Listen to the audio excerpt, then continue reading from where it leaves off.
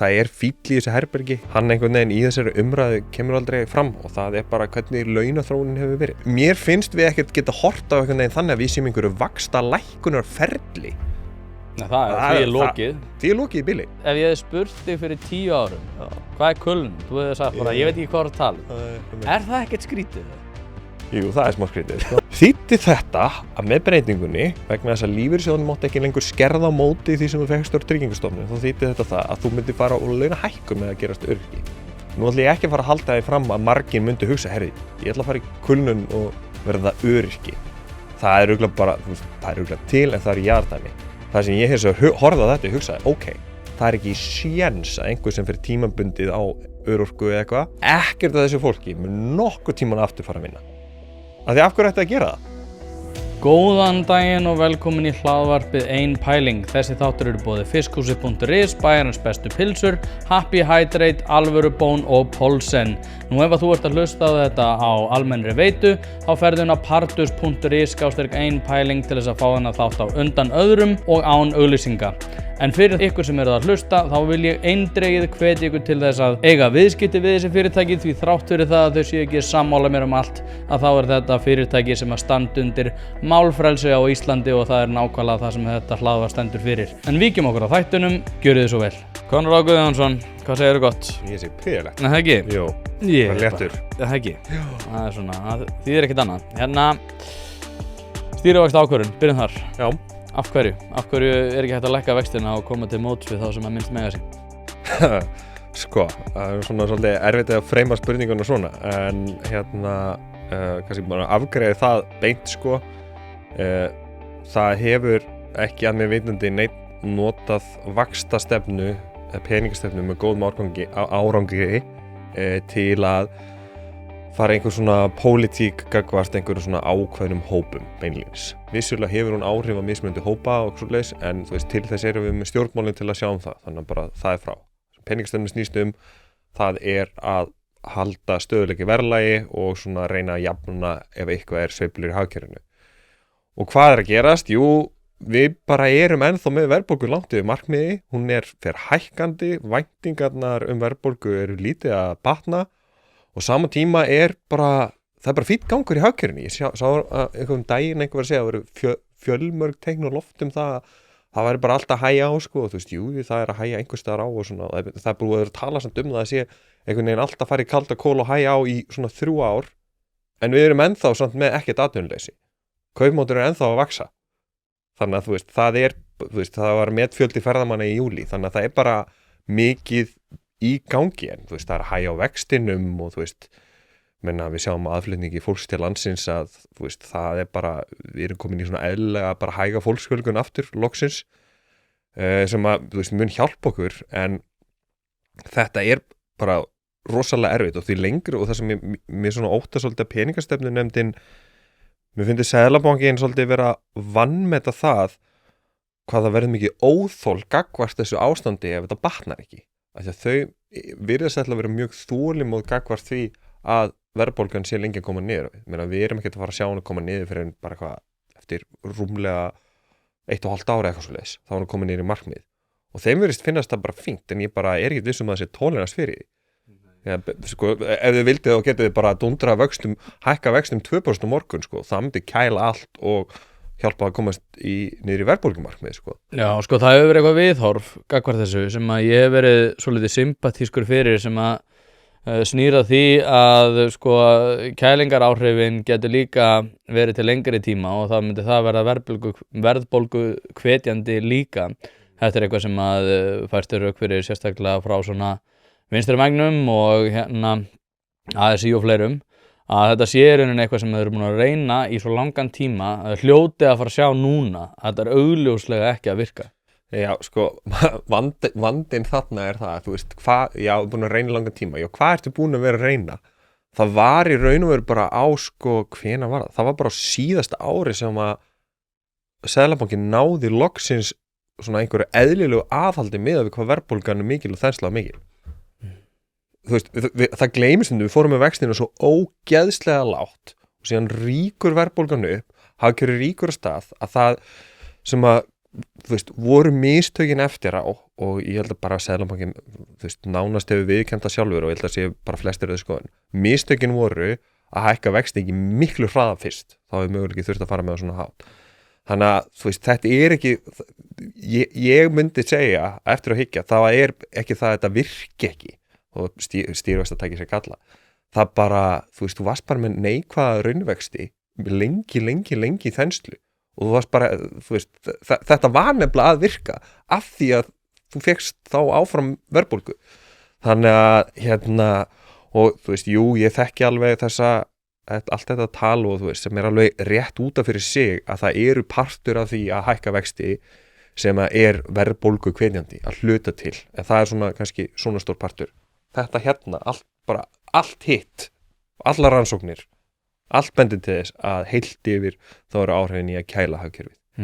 En þú veist, það eru alls konar fyrirvara, og við þekkjum bara mjög beint dæmi eins og til dæmis í Íslandi ef það samhlega felur í sér að verður ykkur öfgaflæð og fjármálamagni til og frá landinu, þá getur það haft öfugur áhrif, sannarlega. En þú veist, við sjáum ekkert svoleiðis núna og Seðlabankinn með tæki til þess að stemma stigu við því. Þannig að svona, já, þetta er bara ótrúlega frústrerandi staða og það fíll í þessu herbergi og hann einhvern veginn í þessari umræðu kemur aldrei fram og það bara hvernig launaþróunin hefur verið. Laun eru eitthvað 60 og eitthvað % af landsframleiðslu. 1% launahækkun því bara eitthvað, svona slagar í 30 milljarða kostnaðaraukningu fyrir hið opinbera og fyrirtæki. Þetta bara tölur sem skipta máli. Og það og náttúrulega með á báðum hliðum, sko, að þegar hækka kostnaðar þá, einhvern veginn geta fyrirtækin freistast til þess að þá hækka verðið til að halda sér með í núlli. En svo náttúrulega líka, þegar hækka launin, þá getum við keypt fyrir meira, en þú veist, það fjölgar ekkert búðunum eða veitingastöðunum eða vörunum fjölgar ekkert endilega. Þannig að það bara fleiri krónur alltaf og við fáum verðbólgu. Þetta bara alltaf sama sagan og við vorum þannig með þessa kjarasamninga sem að laun voru að hækka einhver 11%. Svo fengum við kjarasamninga núna fyrir 1,5 ári síðan. Það sem voru minni hækkanir en það sem gerist að þú verður alltaf að horfa á sko taxtahækkanir því að það sem gerist alltaf að þú fær launaskrið taxtahækkanir fara allavega upp fara bara að fá allir þeir uppi staði svipu launahækkanir og þeir lægstu. Þannig bara því miður virkar þetta og þú með einhverja svona 5% hækkanir og svo hafa komið einhver hagvextar auki og eitthvað og þú veist, þú bara ennþá einhverjum 7-8% takti, allt og mikið. Hlaðvarpið í samstarfi við fyrirtæki sem hafa sett svip sinn á íslenska menningu og eitt þeirra eru Bæjarins bestu pylsur. Ég og þú vitum alveg að þegar við fáum okkur pylsu sem ekki frá Bæjarins bestu og þá vildum við að svo væri. Það segir það í orðinu, þetta eru Bæjarins bestu pylsur. Þið vitið það, ég veit það, skellið þessu hlaðvarp í eyrun, farið á næsta sölustað og kaupið ykkur tvíhleypu ásamt einhverju góðu að drekka. Sko, það eitt í þessu sem að þú ert að nefna hérna sem að ég nefndi á sínum tíma og búin að vera að hamra svolítið á með veikum mætti út af því það virðist ekki náneinu umræðu eins og þú segir, sko, að árið 2023 var samþykkt að innleiða sem sagt það sem að hafi reynda verið samið í lífskjarasamningunum en samt sem áður innleitt að fólk myndi þurfa að inna af hendi 10% minna af vinnu fá 10% hærri laun til þess að gera hvað? Til að takast á við 10% verðbólgu. Og sko, nú veit ég að seðlabankastjóri og fleiri alveg fullorðið fólk sem gerir sig grein fyrir því að þetta var náttúrulega bara eitthvað gufuruglað dæmi sem var í gangi. En SA og fleiri þurftu bara einhvern veginn að gefa upp á bátinn og bara segja, já, þetta bara eitthvað sem við gerum í gegn. Það var eiginlega engin vinnutímastytting samt í almennu kjarasamningu þá, en það var eitthvað 2019, svo hefur náttúrulega opinbera verið að alveg fara miklu lengra í vinnutímastyttingu. Sko, ég tók þátt í þessum kjarasamningum og ég að innleiða þetta og þannig að þetta var sko að klára að innleiða þetta. En það rétt hjá þér, það var ekki inn í kjarasamningum það var verið að klára að innleiða þetta og í rauninni á mjög mörgum stöðum hjá hinn opinbera eins og á mínum vinnustað að þá hafði þetta ekki verið að fullu innleitt og sérstaklega hvað varðar vaktavinnustarfsmenn þar sem var farið í alls konar svona krúsídúllu viðbætur til þess að til dæmis eins og þegar að næturvarðar starfsmenn voru ekki að fá sömu styttingu að þá var því viðbætt að þá verði hver klukkustund á hérna í nætuvinnu reiknuð sem 1,2 og í staðinn var reynda tekið út eins og það var áður að fyrir hverja yfirvinnu klukkustund fékkstu 1,2, það var hérna tekið út. En sko, jafnvel þó við segjum, ok, það var búið að semja með þetta og þetta var það bara innleitt, 10% launahækkun til að takast á við 10% verðbólgu, í 10% verðbólgu. Og þetta var sko sagt að yrði til þess að verðbólgan myndi minnka. Já. Og ég var bara, þetta er bara gaslýsing. Já, þú notar það orð, ég ætla bara, Þér finnst það líka. Ég kom nálægt þessu en ég get samt alveg sagt það núna, ég, hugsaði bara, þetta er alltaf mikið. En staðan var bara sú að þetta, það var bara metið, þú varst ekki að fara náninum samningum af því annars hefði bara allt verið logandi í verkfullum og einhverju svona. Og meina, hvað var að gerast þarna 22, 23? Meina, hvað er að gerast? Jú, það er þú veist, að deilan var svo hörð að ríkissáttasemjari þarf frá að hverfa og það er hótað verpunum og eitthvað. Og það var til að halda línunni við þessi sko 11% launahækkun sem var þá sko. Þetta er bara umhverfið sem við erum. Þetta er bara staðan sem við erum í með verðbólgunum, bara bein afleiðing af því. Og við þurfum bara sem þjóð, við þurfum bara svolítið að gera upp við okkur, því að þú veist, þetta er bara, við höfum bara raunverulegt val hérna á milli, sko, viljum við halda í þetta vinnumarkaðslíkan sem hefur ákveðna kosti, það er náttúrulega, fyrir vinnandi fólk er náttúrulega ákveðin kostur í því að það hefur mjög sterk stéttafélög sem að hafa mikil og ríkuleg réttindi, sko, ég held að þú veist, það er enginn sem segir að það sé bara, þú veist, að það hafi enga kosti í förfum með sér. En það hefur ýmsan kostnað líka og einn kostnaðin því er bara að við þurfum þá að borga fyrir það með aðeins meiri verðbólgu og það er til leiðandi hærri vöxtum. Og við þurfum bara að gera upp við okkur að því að þetta er ekki, þú ert ekki að breyta endilega mikið sko hvað verðmætum þú ert að búa til með þessu. Þú reyna að vera jafnvel kannski að skaða eitthvað sko með því að vera með svona hátt til þess að vaxtastæði með við öðrum þjóðum. Og við þurfum bara að ákveða, þú veist, hvort viljum við? Hvort teljum við þessi mikilvægur og umræðan hún þú veist, maður er búin að tala með í mörg ára og vera að velta fyrir sig, þú veist, hvað þarf til að fólk svona kveiki á þessu og bara umræðan hún kemst aldrei þangað. En varðandi þessa sko styttingu, það náttúrulega líka er greinilega að hafa áhrif og maður séð bara í tölum rekstri sveitafélaga síðustu ára, þetta hefur haft verið mjög kostnaðarsamt sko, og það sé aðeins að réttu kútnum. Og þetta er líka sko með styttingu vinnuvikuna, þetta er svolítið skemmtilegt að hugsa til þess sko að því að það var náttúrulega í kjarasamninguna 1920 og svo var þetta innleitt eins og segir nokkrum árum, þá var komið inn á styttingu, sérstaklega inn opinbera, en það var svona, hvað maður segja, stigin skref í áttina til almenna vinnumarkaðins og svo náttúrulega það sem gerist held ég líka óbeint er að, þú veist, fyrirtæki er í samkeppni við opinbera og þú veist, og þegar opinbera fara að stytta vinnutíma, þá þurfa þau kannski að stytta líka. Þannig að vinnutími almennt hefur dregið saman einhver, sko, ég held að sé einhver 5, 6, 7% bara núna á örfáum árum. Og mér finnst þetta mjög, svolítið fyndin þessi umræða sem er búin að vera bara, landsframleiðsla á mann hérna, hún er bara búin að standa í stað. Já, það til við erum bara búin að taka allan kaupmáttar aukninguna og framleiðinu aukninguna síðustu ár. Við erum bara tekið hann í að vinna minna. Menna, það er bara afstaða og það er bara, þú veist, fínt, þú veist, mér finnst það í sjálfu sér bara jákvætt, sko, að fólk sé að vinna minna, þú veist, að bara frítími er verðmætur og þú veist, fólk bara einhvern veginn má ráða því svolítið sjálft, en kannski þetta skiptir máli því að þá er fólk kannski ekki alveg að horfa rétt á hlutina með að, jú, hagkerfið hefur bara verið að malla vel, við erum búin að vera auka framlegin hraðar en aðra þjóðir, að vísu minna í sögulegu samhengi og síðasta ár var bara svolítið áhyggjuefni því að hún féll framleiðni og það líka aftur tengist því sem er að nefna áður, með fallandi framleiðni og þetta hækka launum einhver 7-8% á ári, veist, það getur ekki annað gerst en það birtist í einhverjum verðbólguþrýstingi. Nei. Þá myndi samt einhverjum að segja, sko, snúum eins og haus, sko, já, ok, þið varðhundar auðstéttarinnar eru mættir til þess að svona fleita kettlingum og vera slefandi upp í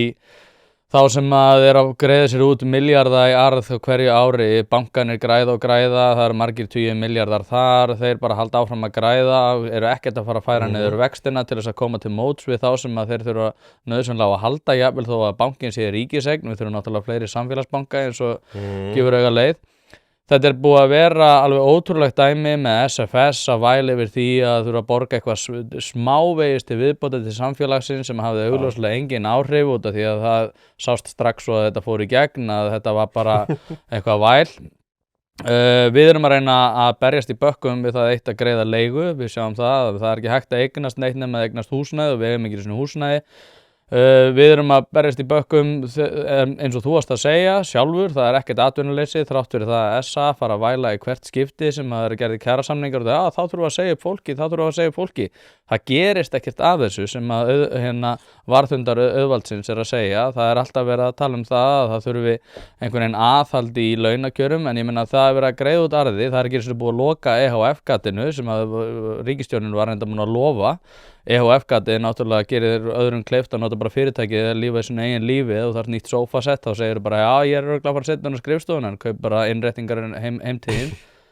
Þetta er náttúrulega bara, við sjáum alveg í gegnum þetta. Það eru fólkina sem býr bara við miklu betri kjör. Við sjáum nýskráða Range Rovera hérna hægri vinstri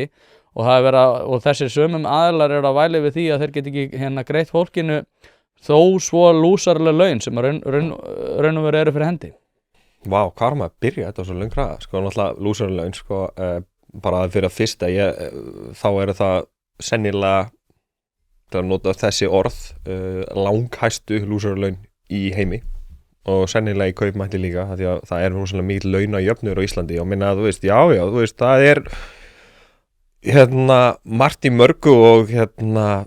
margt sem að þú veist, þetta gera athugasemdir við, þú veist, það er kannski, má segja, einhver leyti,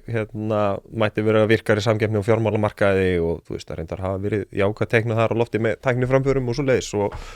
ég meina, þú veist, mér finnst það bara að vera einhvern veginn önnur umræða heldur en með vaxtastig, það komum við aftur að vera sama, já, heyrðu, þú veist, pólitíkin getur þó bara eitthvað, haft einhverja skoðun á því og bara gert eitthvað og bara tekið einhver ákvarðanir hvað það varðar, fyrir stóru makromyndina, þá er það ekki breyta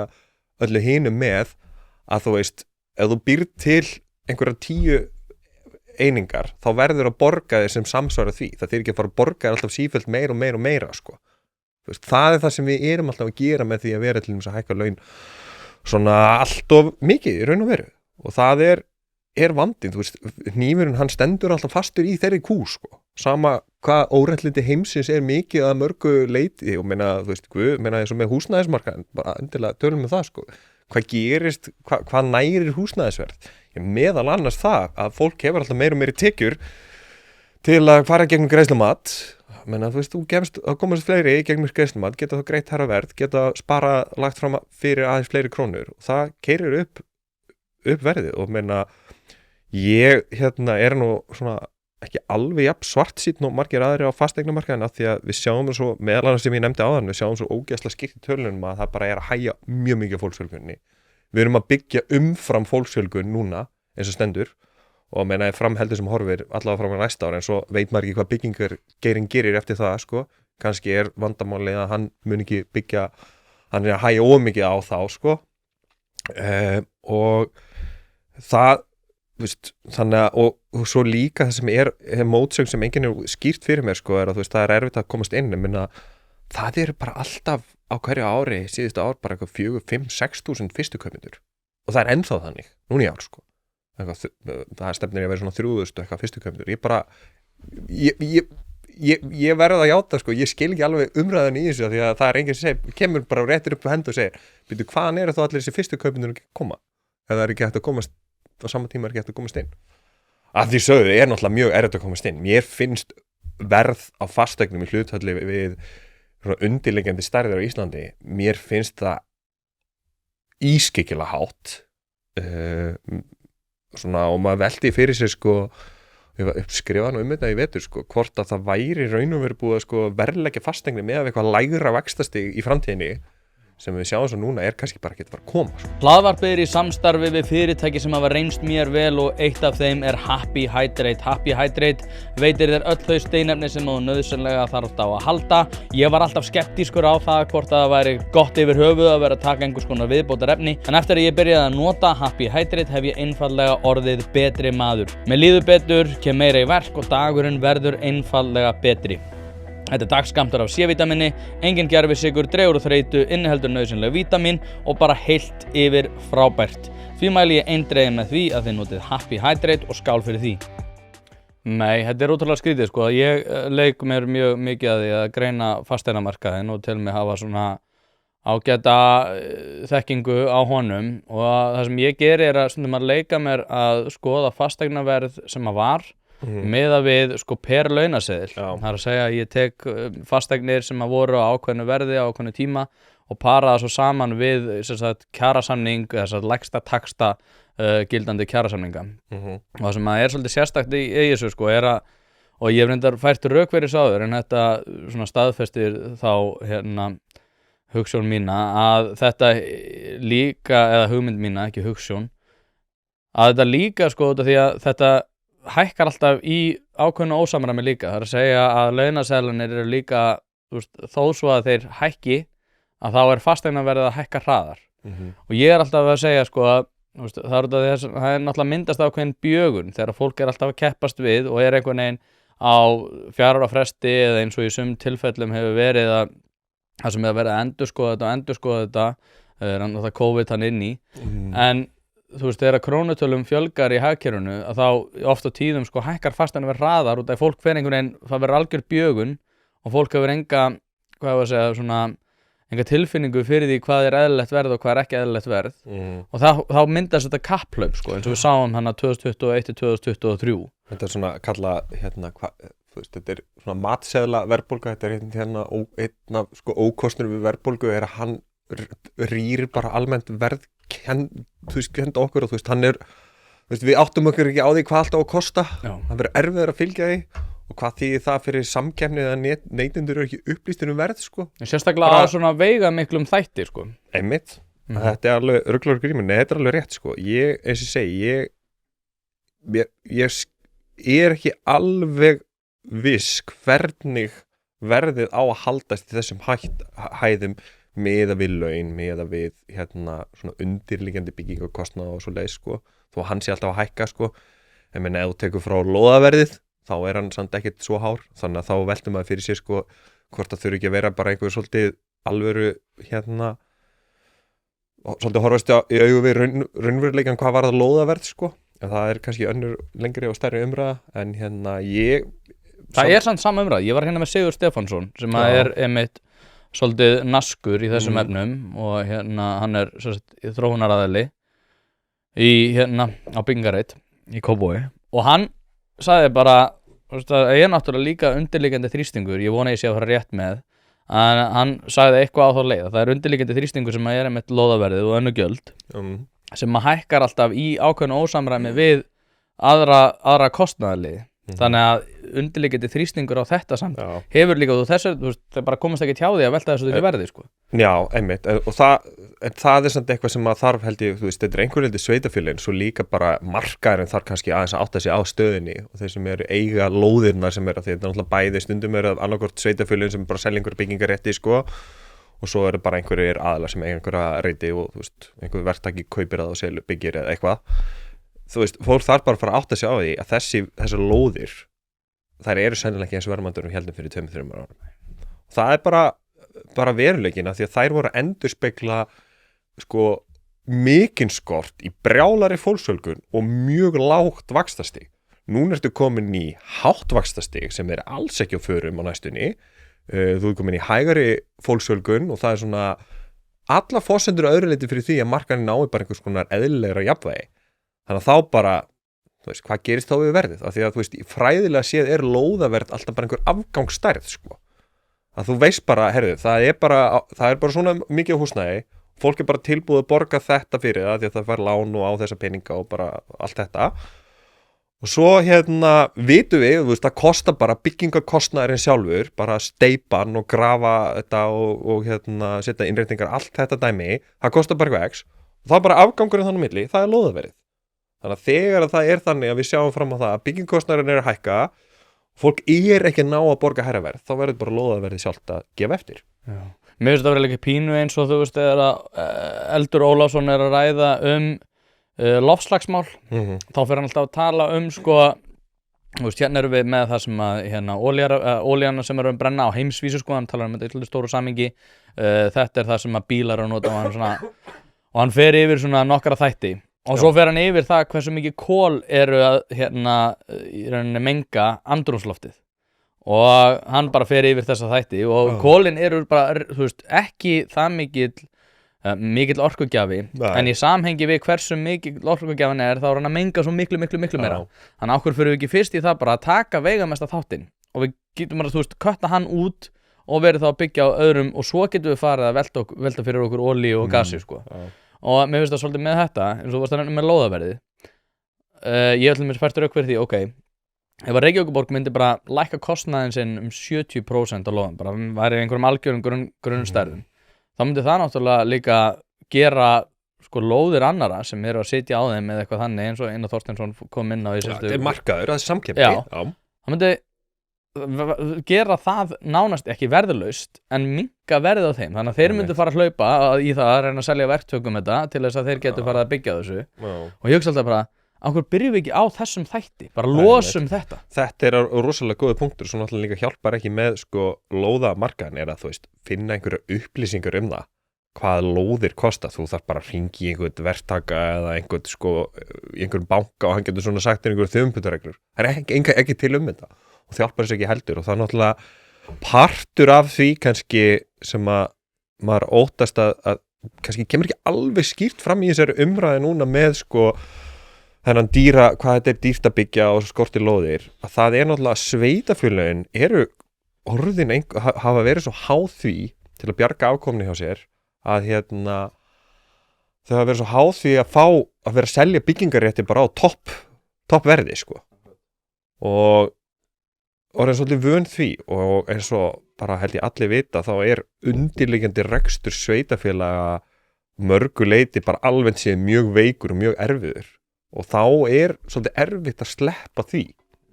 og vera að fá sama fyrir byggingaréttinu og þú varst að fá fyrir nokkur mánuð síðan sko. Og hérna þetta er fyrst, ég held að þurfi kannski aðeins meira að hérna til dæmi sko þurfi aðeins að ganga betur á stjórnmálamennina með það hvernig þeir sjá þetta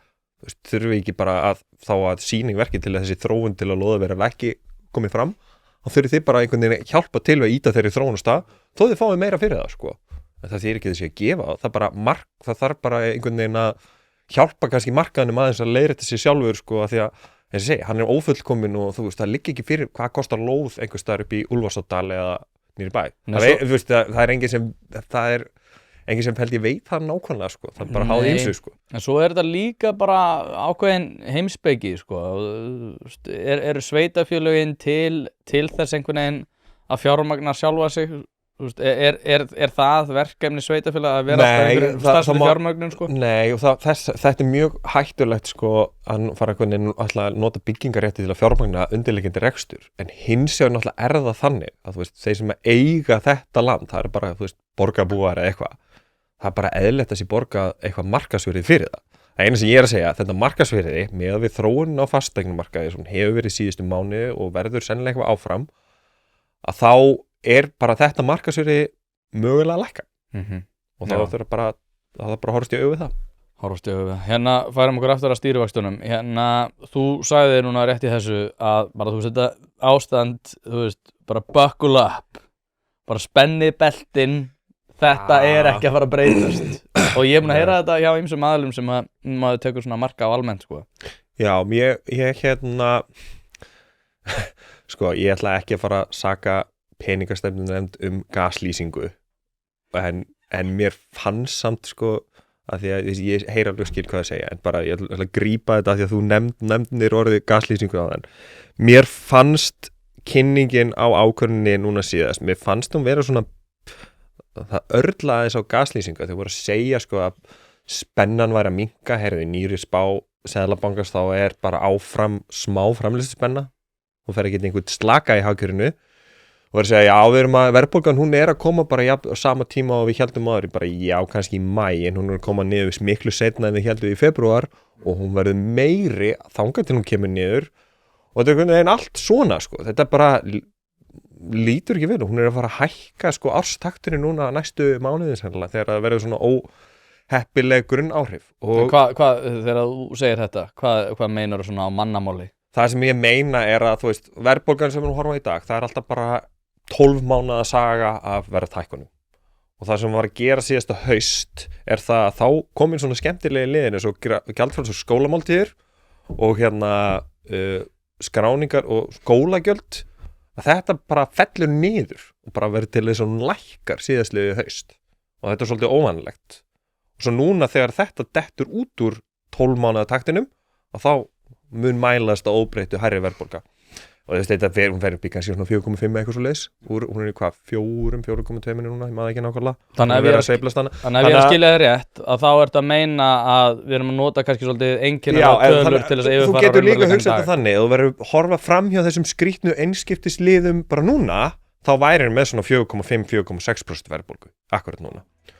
Hlaðvarpið í samstarfi við stöndu og mikilvæg fyrirtæki og eitt af því Polsen. Polsen.is til þess að skera hvað eina hvort sem þú þarft að fara í bílrúðu skipti eða einfallega bílrúðu viðgerð þá ferðu inn á Polsen.is. Ef það stjarna í framrúðinni þá bara bókaru tíma á heimasíðunni, ferð með hann og hann tilbúinn samdægurs. Ekki vera með stjörnu í bílrúðinni, Polsen.is, láttu græða rúðuna strax í dag. Og svo líka kemur annað í þessu sem að ég hef smá áhyggjur af að það núna erum við með krónuna í hæstu hæðum hún náttúrulega búin að styrkjast á nafninu til sérstaklega gagnvart dollar, aðeins gagnvart evru en það sem náttúrulega líka verið að gerast að núna undanfæri misseri þá hefur við bara verið með meiri verðbólgu en okkar viðskiptalönd við höfum verið meiri launahækkanir þannig að raungengið sem að þegar uppi staðið eina gengið sem skiptir máli það bara gengið þau búin að leiðra þetta fyrir annarkvort mismunandi verðlagi eða mismunandi launum að það orðið mjög hátt og aldrei hefur það gerst í íslenskri hagsögu að þegar það hefur verið í þessum gildum sem það núna að það hafa haldist eitthvað sjálfbært lengi þannig að það mun koma að því að það verður einhver leiðrétting á krónunni verður að 5% 10% veiking, gerist það hratt eða hægt ég veit það ekki, það ekkert í kortunum að við sé eitthvað svona 2008 gengisraun en það verður kannski eitthvað líkara því sem við sáum 2018 og 19 eða kannski sem við sáum í kringu COVID þar sem hún tekur svona einhverja prósentu dífu menna segjum að þetta komi núna í haust sem að ég myndi ekki segja að sé mjög ólíklegt en það geti gerst eftir ár, geti 2-3, ég veit það ekki segjum að komi núna í haust þá ertu mögulega að fá verðbólguna bara hæglega yfir 5% og sem bara þetta gerist á morgun þá ertu bara mögulega í vandræðum með kjarasamningana því ég held að það sé 4,9% sem forsendu ákvæði núna í haust forsendu ákvæði sem það rjúfa þá og menna, það reyndar að það tekur alltaf svolítið tíma fyrir gengisbreytingar að hafa áhrif í verðlagi þannig að geti sloppið en hvort sem það gerir það ekki þá bara ertu komið með meiri verðbólgu og þú veist hvað ætlar Seðlabankinn að gera þá? Ætlar hann að fara að hækka vexti? Ég myndi hann má segja að það ekki hika við það já, ég veit ekki hvort ég myndi mæla með því en hann mun gera það og ég einhvern veginn horfi á stöðuna núna eins og þetta hefur verið að þróast að minna það svo langt í að við séum hugsanlega að fara að sjá okkar frekar vaxtalækkanir að þú veist hvort náttúrulega maður setja peninga á að næsta vaxtabreyting verið hækkun eða lækkun ég veit það ekki ég myndi segja að það sé bara nánast 50-50 Já, en þannig að við erum með öðrum orðum, mér finnst við ekkert geta hort á einhvern veginn þannig að við séum einhverju vaxta lækkunar ferli því er lokið því er lokið í bili Já. Það er engin sleggja á sveimi neðstæða Nei, hvað áður en við förum í stjórnmálin þá aðeins að kveikja undir Ásgeiri er ég með mynd sem að ég með setja upp en fyrir þá sem eru bara að hlusta þetta er Breki Karlsson sem sagt, hann aftur hjá Neytendasamtökunum það ekki? Jó. Já, nokkuð við svona. En allavega, það er stýrivextur og verðbólga, Ísland með 4% verðbólgu, 7,5%, stýrivexti Svíþjóð með 0,8% verðbólgu og 2% stýrivexti, Noregur 3,3%, þetta allt einhvern veginn lönd sem að við svona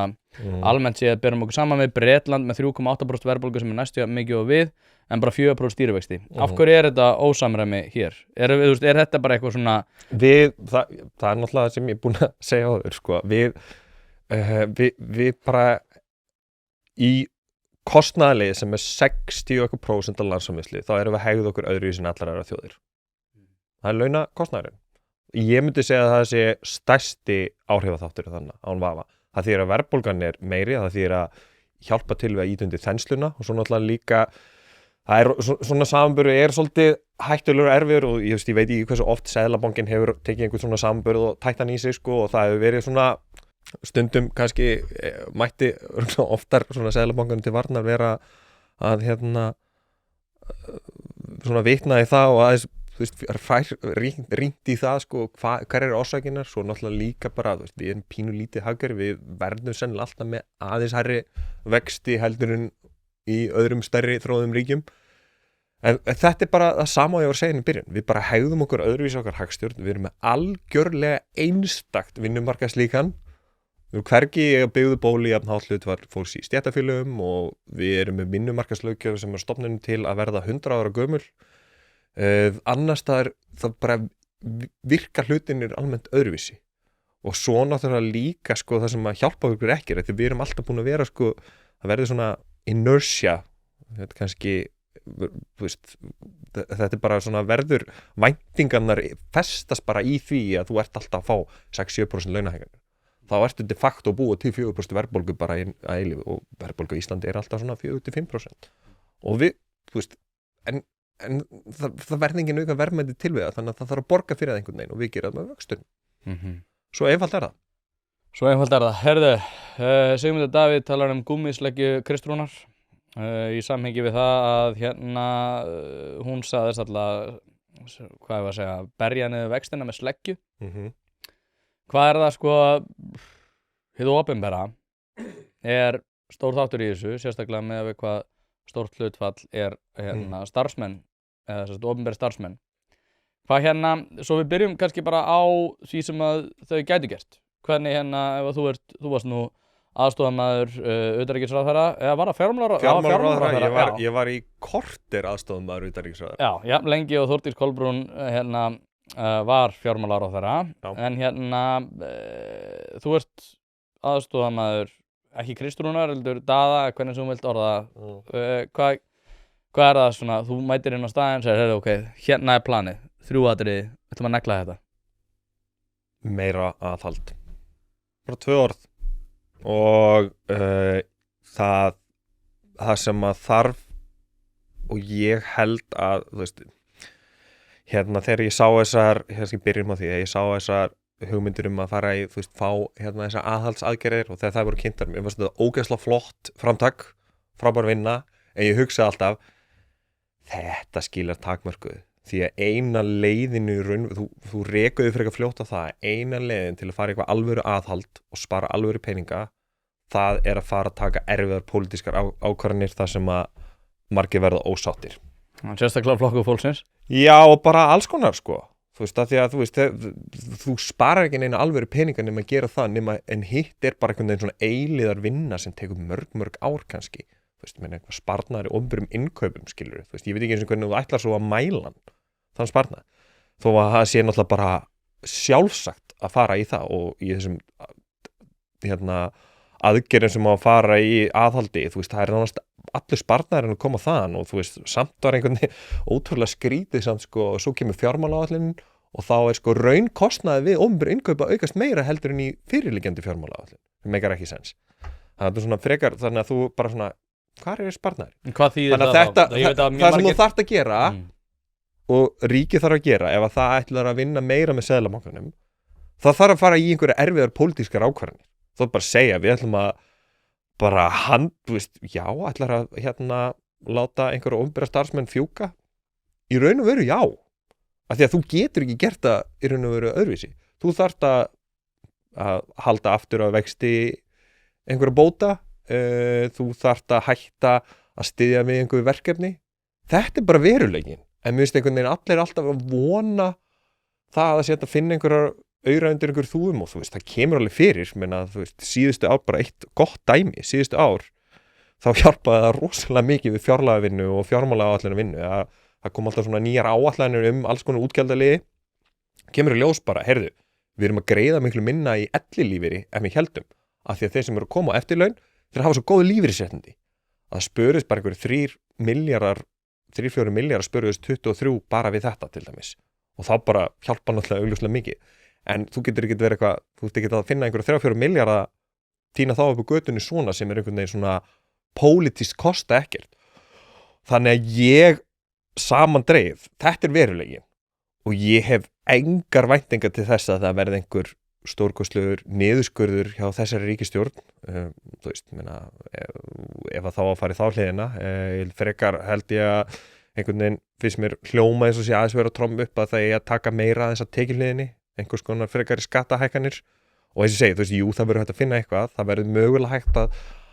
það sem mun kannski gerast er að það verður meira stoppa og fara einhver nýverkefni, styðja eitthvað nýtt að setja aukna fjárveitingar í eitthvað sko, en það líka getur verið mjög erfið pólitísku slagur þegar þú kemur inn í fjárlagavinnuna. Þannig að ég hef rosalega litlar væntingar sko, ég býst við því að ríkið muni malla bara í einhvers konar smá halla bara allt þetta kjörtímabil sko. Þá eftir að sannfæra mig annað sko. Svo ertu með varnarmálið hana, þú veist, jú, við sleppum ótrúlega vel fyrir því, en bara, þú veist, hvað 1,5%, 70 milljarðar sem við Já, ég meina, þú veist, og svo er á að bæta einhvern veginn örorku til lífeyrissjóðanna búið að lofa því, sko, en það hvergi inn í neinum áætlunum, þú veist, það er margt svona sem á bara, þú veist, bara eftir að leysa og koma í ljós, þannig að þangað til að það kemur í ljós, þá erum við bara í mínum bókum, þá erum við bara áfram í halla á ríkissjóði, sko. Hlaðvarpið er í samstarfi við fyrirtæki sem að veita úrvalsþjónustu og eitt af þeim er Alvöru Bón. Við skulum bara vera hreinskilin, ef þér þykir vænt bíliðin þá læturðu gera þetta almennilega og það er nákvæmlega sem Alvöru Bón gerir. Fer með bíliðin, hvort sem það eru alþrif, djúphreinsun, mössun eða hvað eina, þá skellur þér á Alvöru Bón og lætur degra við bíliðin. Farðu inn á vefsíðuna og tryggðu þér 10 tíma klippikort, þá þarftu bara ekkert að vera að pæla í þessu. Alvöru Bón, kíkið á þetta, þið verðið ekki fyrir vonbrigðum. Já, þetta er samt líka sko því að þú talar raunveruleikann, en það er mismunandi eftir í hvernig þú horfir raunveruleikann eins og reyndar varst aðeins að nefna að það er munur á efnahagslega raunveruleikanum og pólitíska raunveruleikanum. Einmitt. Út af því að núna vitum við það að Flokkur fólksins fékk sáralítið í gegn á þessu þingi. Ég gerir fastlega ráð fyrir því sérstaklega með hvað þau eru að heyra mikið hér og reyndar bara allstaðar annarstaðar, hvað þau fengur lítið í gegn, að þau muni gera ráð fyrir því að þau fá eitthvað í gegn á næsta þingi. Já. Og miðað við forsendur þeirra þá er, eins og slagorðið var nú hjá ASÍ á sínu tíma, það er nóg til og þeim líður þannig og það er pólitískur raunveruleiki. Kjósendum þeirra líður eflaust líka þannig miðað við og líka svo ég vitna nú aftur í þessa rantræðu sem ég fóð með áðan. Þú veist, það er viðhorf fólks að það séu hérna bara nýskráðar Range Roverar, bankanir eru að græða milljarða, greiða út arð,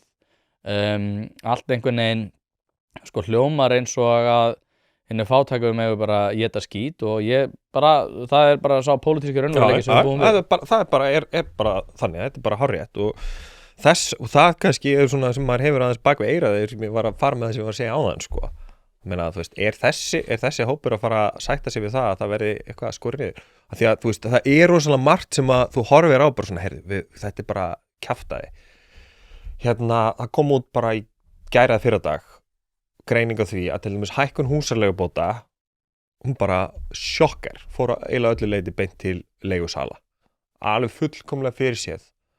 Þannig að núna erum við að borga ennþá fleiri milljarða sem enda bara í vasa einhverju leigusala þegar uppi staðir nú eru. Það bara, þú veist, þessi markaður virka bara þannig. Og maður hugsa sko, það verður rosalega gott ef þú getur bara svona, herðu,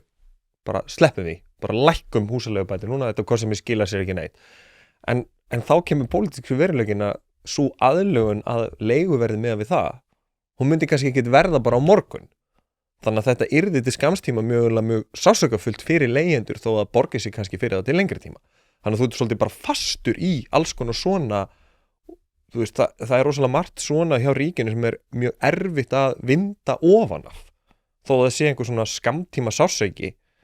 og þú veist, borgið sér til langtíma, þá bara þessi skamtíma sásöki, hann er pólitíkinni erfiður. Og það er það sem ég held að við munum sjá í haust og mér finnst grínast með það sko, mér finnst alltaf að tala með sér ykkur rosa breyting með þessari nýju ríkissjóð sko, og skoða bara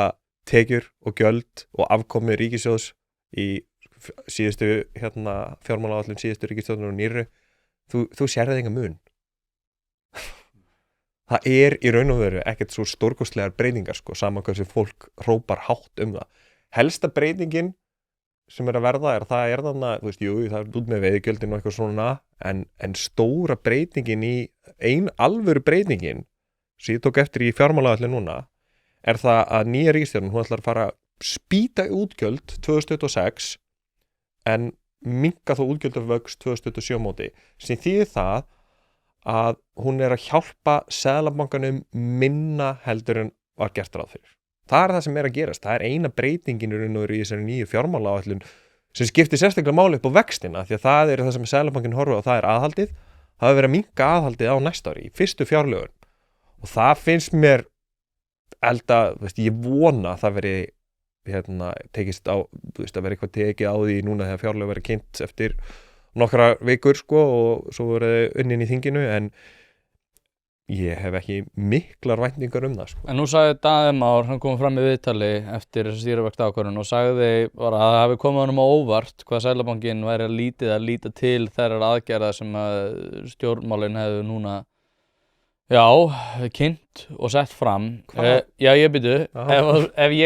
við reynum aðeins að þurrka út það sem við erum búnir að ræða og reynir að horfa á þetta út frá svona sympatískustu, svo ég fá að sletta, svona augum gagnvart ríkisstjórninni. Af hverju taldana? Hvað, ef þú horfir í gögnum? Já, sko, ég hugsaði að sé náttúrulega meðal annars út af þessum sko aðhalds aðgerðum sem við kynntu samhliða því að fara út af eftir þetta samráð þarna í janúar sko. Það eitthvað þar, en meina það samt bara svipað aðhald og var að koma nýtt inn í fjárlögum undan sko. Þannig að Seðlabankinn, það kannski skýrir það að Seðlabankinn var ekkert eitthvað að hrópa húrra og segja, allar tölunar, bara afkomu og allt þetta, í samhengi við hagsveiflun og verðlagsþróun og allt þetta, bara, það bara litla breytingar. Hann líka mögulega kannski að horfa á að þau eru að hækka fá með nokkrum milljörðum meira út veiðigjöldum heldur en var áður ágert, sko. Ég meina, þú veist, fyrir ríkissjóð það ekki að fara að færa neinn fjöll, sko. Það rosalega mikil áhrif í sjávarútvegi og þú veist, eitthvað svona, en fyrir 1500 milljarða ríkisins það bara skiptir það ekkert öllu máli, sko. Stóru tölur ekki þar, og mér fyndi í ríkisfjármálum, sko, skatta, sko, allir rosalega uppteknir, þú veist, veiðigjöldum og einhverju svona, en það spáir enginn í stærsta skattsamninu, virðisaukaskatti, sem við borgum öll, mörgum sem á dag, á þess að hugsa, og bara, þú veist, og atvinnureigendur eru að skila sko skýrslum og fá reikningu upp og sko svakalega fjárhæðir og 2 mánaða fresti, spáir enginn í þessu, sem svolítið merkilegt. En það kannski, spáir enginn í þeim skatti, en ég held að það sé svo sem enginn líka heldur að fara að breyta honum, en ég held kannski líka að það sem ástæðan fyrir því kannski Daði mögulega, og það kannski bjartsýni þá, að það eru kannski að fara að koma eitthvað jákvætt í öllu þessu í fjárlaga frumvarpinu hans núna á næstu vikum, en þannig að þá kannski kemur þetta skýra fram og þú veist, kannski vill Seðlabankinn og peningastefnunefnd sjá hvernig það lítur út og hann fer eitthvað að úttala sig það sko, að það sé að hjálpa mikið ekki með peningastefnunni, en svo náttúrulega annað í þessu, það að tala rosalega mikið það hérna á Íslandi og hefur verið síðustu ár, hvaða ríkið hefur rosalega mikil áhrif á peningastefninu og eitthvað, þú veist, og það hefur áhrif. En ég bara, það eins og þannig að það sko Seðlabankinn og vextinir á margfalt meiri áhrif. Að, þú veist, bara öll þessi lönd sem með lágu vexti, hvernig afkomu ríkissjóðs í þeim löndum? Hún allstaðar, það allstaðar halli, sko. Það bullandi halli víðast í Evrópu, þú sjáðu Bandaríkin, það ekki eins og sé ykkur himinháir vextir þá í staðinn. Bandaríkin náttúrulega svolítið space case út af dollarnum, en bara skoðað fullt af löndum. Mér hefur ekki ennþá tökist að finna, sko, þú skoðar mörg löndi yfir einhvern tíma, finnst eitthvað að finna skýr merki milli afkomu ríkisins og vaxta. Það þýðir ekki að áhrifin sé ekki til staðar, en það þýðir hins vegar að það eru margir aðrir þættir sem ráða miklu meira vaxtastig heldur en afkoman. En hins vegar finnst mér bara upp frá sjálfbærni ríkisfjármála bara til lengri tíma núna þegar við erum að fara að eldast sem þjóð og svona, að þetta skiptir jafnvel ennþá meira máli upp á það að gera og líka upp á það að það sem að ríkissjóður getur náttúrulega gerst þegar koma áföll að hann getur tekið á sig byrðarnar og jafnað sveifluna, sko. en til þess þarf hann að vera vel stattur þegar hann kemur inn í það ástand með tiltölulega létta skuldsetningu og þar finnst mér við þurfum að gera aðeins betur og þá þarf þetta bæta afkomuna. Hlaðvarpið í samstarfi við fiskhúsið.is.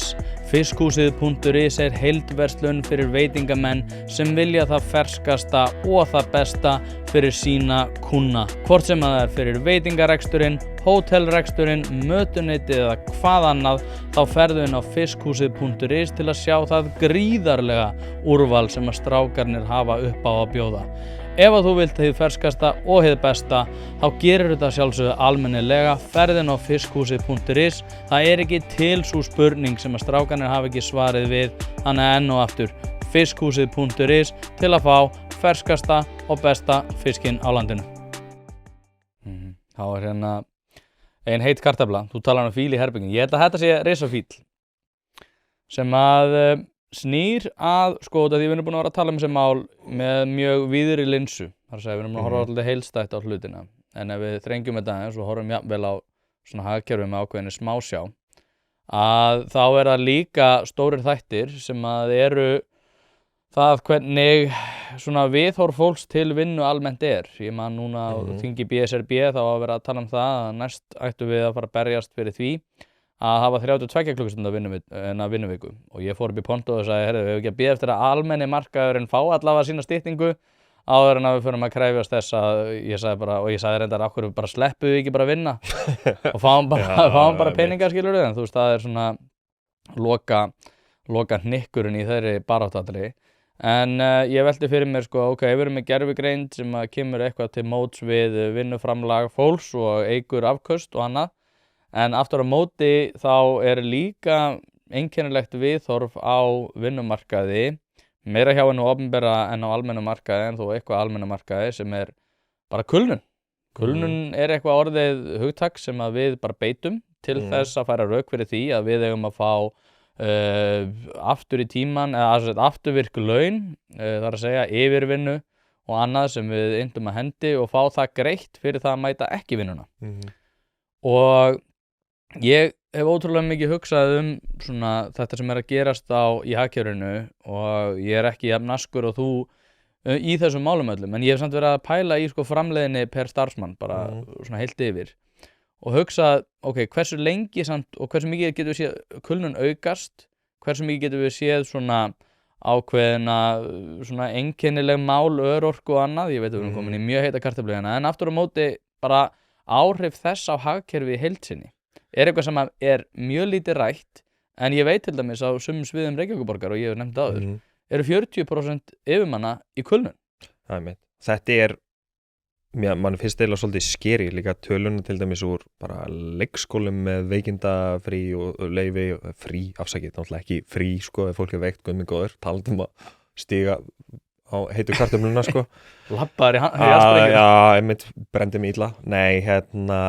þetta áhyggjuefni og ég hef verið mjög hugsi með þessu kulnun nýverið því að ég ætla nú ekki að fara að nafngreina neitt, en ég veit eitt dæmi svona sem stendur svona, mér þekki vel til, sem að einstaklingur sem búin að vera í veikindum og ströggla langan tíma og bara mjög alvarleg einkenni og það var bara afgreitt sem kulnun. Já, þú bara með kulnun og ég hugsa alltaf, ég sagði það ekki, ég hugsa alltaf, býtu kulnun, en þú veist bara,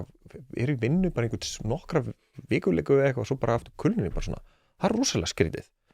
Kemur svo daginn með nánari rannsóknir að það var bara undirliggjandi sjúkdómur, þannig að ferðinni, sem að var uppgötaðist ekki. Og þannig að, þú veist, ég náttúrulega ekki að fara fullirað þetta, en ég var mjög hugsa að því að það bara, ja, kulnun hér, kulnun þar, kulnun alls staðar. En það sem sko, við erum örugglega að fara að horfa áfram fram á styttingu vinnuvikunnar. Stytting vinnuvikunnar kom ekkert í kjarasamningunum 1920 og síðustu ár, sko. Eða skoða bara þróun aftur í tíma, við erum alltaf að vinna minna. Og ég held að það muni bara halda áfram svo lengi sem að tæknin gerir okkur það kleift.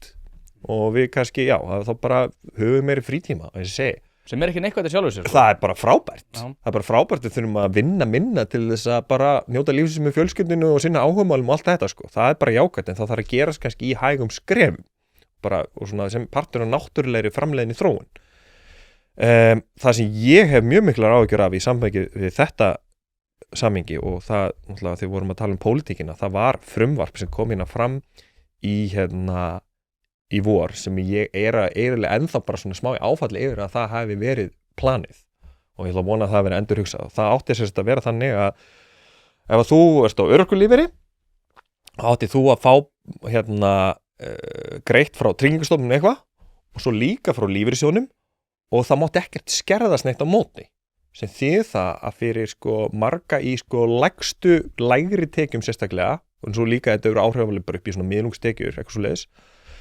þýddi þetta að með breytingunni vegna þess að lífeyrissjóðnum mátti ekki lengur skerða á móti því sem þú fekkst á Tryggingastofnun þá þýddi þetta það að þú myndi fara og launa hækkun með að gerast öryrki. Nú ætla ég ekki að fara að halda því fram að margir myndi hugsa herri, ég ætla að fara í kulnun og verða öryrki. Það er örugglega bara, það er örugglega til en það er jarðdæmi. Það sem ég hef svo horfði á þetta og hugsaði, ok, það er ekki séns að einhver sem fyrir tímabundið á örorku eða eitthvað, af því að það þekkist alveg, að fólk er bara, er fyrir veikindi lengi að ná sér, allt þetta, ekkert af þessu fólki með nokkuð tíman aftur fara að vinna. Af því af hverju ætti að gera það? Og svo þetta er líka svo þetta er grundvalla atriðum svo röng nálgun að því að, örorku lífeyrir eins og er greiddur frá Tryggingastofnun tryggingum, þetta er trygging fyrir því að þú getur ekki unnið sem við sem samfélag við hugsum, herðu, ef þú getur ekki unnið vegna örorku eða fötlunar þá tryggjum við okkur hérna saman sko, og lífeyrissjóðirnir gera það sama en þetta er svona trygging sem þýðir það sko að ef ég myndi krassa gamla landgrúsinu minn sko, keyra hann, þá bara myndi ég fá nýjan í hendunar og ekki borga neitt á milli ég betur settur eftir tjónið og það er bara gengur gegn öllu grundvallaratriðum en það Benedikt Jóhannesson sem er nú stofnandi eins ríkisstjórnarflokksins sem og fyrir fjármálaráðherra hann náttúrulega hakkaði þetta gjörsamlega í sig og ég bara trúi því ekki að fólki hafi dottið í huga að leggja þetta fram því þetta er grundvallaratriðum svo meingallað og það er mjög skadalegt þetta er bara, þetta myndi ekki hafa mikil áhrif kannski á morgun en svo spólar áfram að það bara alltaf nýgengi öryrkja hverjir munu hætta á öryrkjabótum það eru fáir og þú ert komið kostnaðarsamara kerfi og það er alltaf fleiri og fleiri á því að þetta er mjög fljótt að hlaupa 20 milljarða fyrir sko ríkissjóð og þjóðarbúið í heild sinni vegna þess að það er bara það er bara færri vinnandi hendur sem eru að sinna störfunum. Þannig að ég vona að þetta verið hugsað upp á nýtt og í raun og veru hugsa ég með sko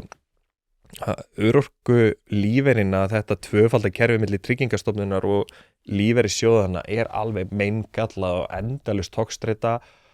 og þetta er náttúrulega kemur fram út af þetta var lausn á vandamálum en þú náttúrulega varst að búa til fleiri vandamál þannig að ég held að það þurfi alveg að hugsa þetta kerfi bara mögulega alveg upp á nýtt. Já, ég sko ætla jafnvel að draga þetta aðeins lengra sko. Ég myndi segja sko að kulnun sé til út af því að hún er í boði og ég held að við bara vissum ekkert hvað kulnun var fyrir það bil 15 árum. Það fóru enginn í kulnun, jú það voru einhverjir sem alltaf gerist öryrkjar og þá var það gripið einhvern veginn. Já. En eftir því sem að umræðan kulnun fór að verða meiri að þá var bara veldisvöxtur í þeim sem að fara í kulnun og sko já, þú talar það að þetta hafi stórkostlega vond áhrif þetta frumvarp á ríkissjóð sko ef við jafnvel tökum ríkissjóð bara til hliðar og hugsum bara á þeirri uppgjöf sem að við værum að værum að sýna þetta væri uppgjöf gagnvart ekki bara einstaklingunum heldur líka bara samfélaginu að samfélagi væri að bæða að gefast upp á einstaklingunum og einstaklingunum upp á samfélaginu og ég held sko út af því að ef við tölum sko sleppum alveg fjárhagsleiðinni og hugsum bara þá vinnu sem að við þurfum til þess að standast kröfur bara og ágjöf sem að samfélagi verði fyrir að þá er þetta eitthvað sem að ég til vera stórkostlega skaðlegt bara út af því ég þarf á öðrum að halda og aðrir þurfa að halda á mér og ég held að það þurfa að verða algjör viðhorfsbreyting út af því ég held að sko ég myndi segja 95% kulnun sé bara til út af því að hún er í boði og þetta er flest fólk sem að ég vinn hjá hinu opinbera og ég maður að heyra sögu bara sem að einhverjar vinkonur eru að tala saman og önnur segir bara já, þetta er eitthvað þreytt, þú getur bara verið að kulnu og þetta er örugglega að fara í kulnun. Sumir starfsmenn hafa jafnvel sko upp á dag sinnt nægilega mikilli vinnu, tekið fullt af yfirvinnu, sinnt nægilega mikilli vinnu upp á dag og farið þá í kulnun og fengið afturgreitt með við sko miklu herri heldur en bara grunntaxtan út af því við tókum svo mikið af yfirvinnu langt fram í tíman. Ég held að þetta sé bara út af því að fólk hafi, við erum að búa til hvata til þess að fólk hafi ekki, eða þurfi ekki að vinna. Og þetta snýst allt hvata og þetta líka sko, þetta svo vont bara gagnvart bara sjálfsvirðingu fólks einhvern veginn. Að kerfið sé svona, af því að þú veist hvað, vinna, að vera í vinnu ekkert eitthvað upphá og endir alls. En þetta svo mikið grundvallar atriði, ef þú getur það, ef þú ert ekki með örorku, þú veist, guð minn góður, ef þú getur það að geta séð fyrir sér og sínum, að vakna á morgnana og fara að gera eitthvað, sko, hvort sem það í 4 tíma á dag, 8, 10 eða eitthvað. Stundum það, þú veist, margir eru ekki eins hefnir, og til dæmis ég kannski ekki að vinna í einhver sem skemmtilegt, sko, en guð minn góður, það skemmtilegra heldur en að einhvern veginn sjá ekki fyrir sér, vera upp á aðra komin. Þetta svo hræðileg bara skilaboð bara inn í lífið og bara samfélagið náttúrulega bara getur ekki virkað svona. Já, og bara hugsa líka bara sko praktist eðli kulnunar. Þú segjum svo að þú ert að vinna í einhverju vinnu, þú ert eitthvað þunglindur, þú ert að takast á við einhverja ágjöf heima fyrir sem að getur verið stórkostlega mikil. Ég meina ef þú ert með einhver svona mikil áföll út af einhverjum harmleikar var það börn eða eitthvað þannig, þá skilja alveg bara, heyrðu, ok. Já, ég meina, þú veist, fólk getur lent í allskyns veikindum og það kerfið hannað til þess að grípa það. Nákvæmlega, og það sem ég ætla að segja, sko, er að með kulnununa, sko, það líka svo stór þáttur í þessu að, sko, eins og ég segi, praktist eðli. Þú ert eitthvað þunglindur í vinnunni, þú ert 22 ára í einhverju háskólanámi, og þér bara finnst alveg rosalega erfitt einhvern veginn að vakna og ert alveg með að lausnin við því að þú farir heim og verður heima í einhverja mánuði. Hver tekst á við sko ágjöf lífsins með því að sitja heima og horfa Netflix í sófanum og mæta svo í vinnu kannski ekki eftir nokkra mánuði? Það hrikalega erfitt. Það bara meikar ekkert sens. Nei. Það meikar ekkert sens. Ég fekk,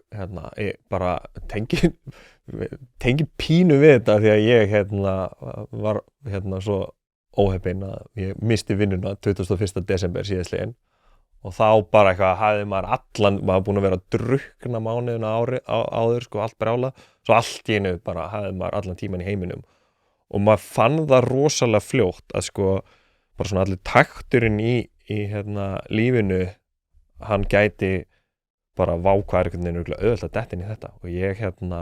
stóð sjálfa mig að því bara að sitja upp í sófa klukkan 2 dag, sko, ég örugglega bara einhverjum tímapunkti komið með nammi, bara eitthvað að horfa á Netflix og það er bara svona, nei, þetta er ekki sniðugt.